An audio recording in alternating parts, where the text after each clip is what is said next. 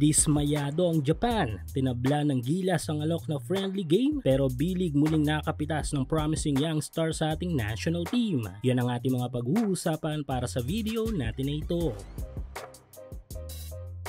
So sa paglipas ng araw ay unti-unti nang inilalabas ang ilang mga plano ni Gilas head coach Tim Cone para sa ating national team, which is good thing nga ito dahil nga habang maaga pa lamang ay napag-uusapan na upang mas maaga tayong maalerto sa mga future plans ng ating pambansang kupunan.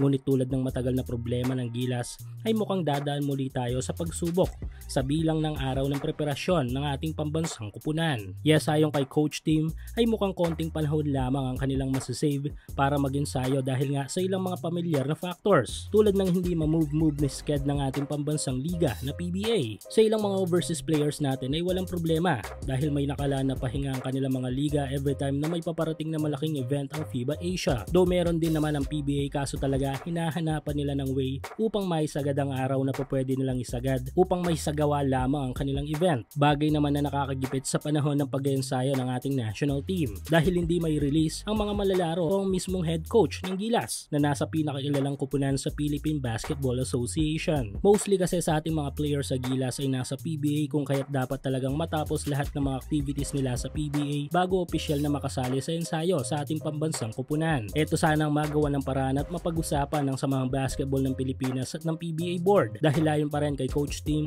ay baka nasa 6 na araw lang ang kanilang ensayo kapag nagkataon kasama pa dyan ang kanilang travel time. Kasabay ng paghahanda ay nagko-close deal na rin ang Gilas sa ilang mga tune-up games bago ang Asia Cup Championship at dito ay siniwalat ni Coach Tim na may ilang mga national team sa Asia na nagbigay ng imbitasyon sa ating pambansang kupunan. At isa na nga dito ay ang national team ng Japan na isa ngayon sa may tuturing na malakas na kupunan sa Asia. Hindi may tatanggi matindi pagunlad ng basketball scene sa Japan ngayon na maliban sa kanilang local leagues ay napakaganda din ng development ng kanilang pambansang kupunan. Pero tila dismayado para sa part ng Japan ang naging tugon ng Gilas sa alok nilang ito sa kabila ng pagbibigay nila ng opportunity sa mga Pinoy players sa kanilang liga dahil tinanggihan nga ng Gilas ang alok na ito ng Japan. Ongoing pa rin ang up to 6,000 pesos bonus na ipinamimigay ni 1X sa inyong first cash in. Hulaan kung sino ang mananalo sa laro sa PBA, NBA, FIBA o sa kahit anong liga ng basketball sa Asia. At kung tama kay magkakapera ka, kaya i-click lang ang link sa ating comment section at ilagay ang promo code na makikita nyo sa ibaba ng screen.